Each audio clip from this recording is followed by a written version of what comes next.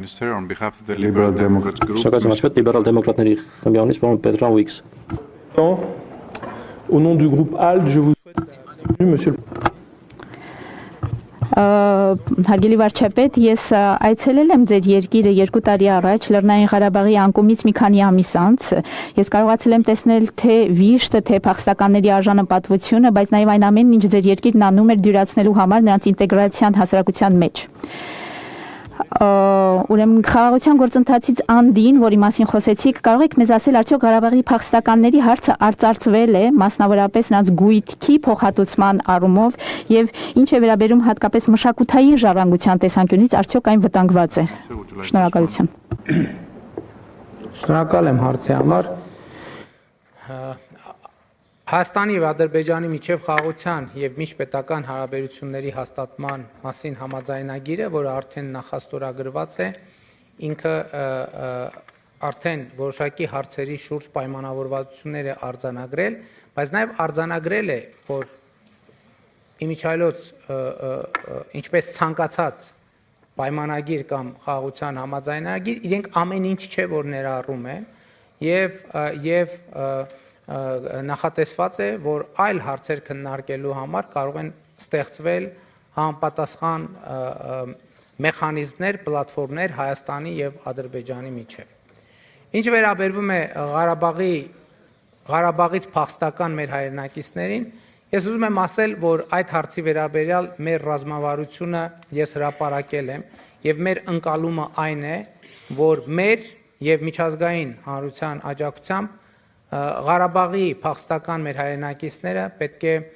տնավորվեն Հայաստանի Հանրապետությունում, մենք արդեն նրանց ուրեմն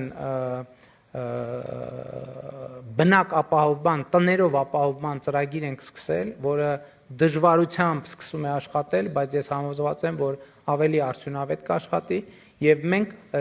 Ղարաբաղի մեր հայրենակիցների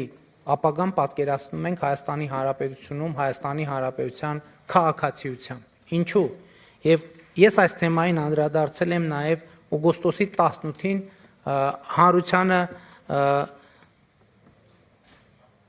ուղված իմ ուղերձում։ Իսկ ուղերձի իմաստն այն էր,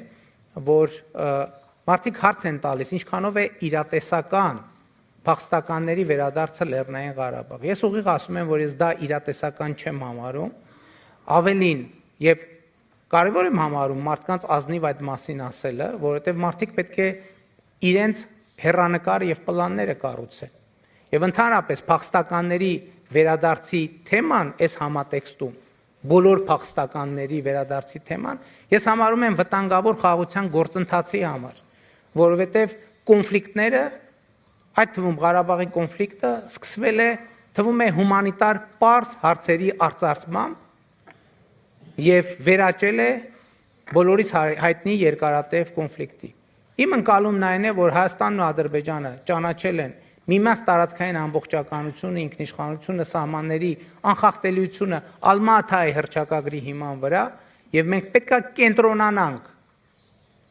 այս բանաձևի վրա եւ այս բանաձևը իրականացնելու վրա եւ առաջիկա տասնամյակներում, եթե շատ ուղիղ եւ գուցե ոչ այդքան դիվանագիտական լեզվով ասեմ, Հայաստանն ու Ադրբեջանը պետք է պարզապես հանգիստ թողնեն իրար եւ պետք է կենտրոնանան տնտեսական համագործակցություն եւ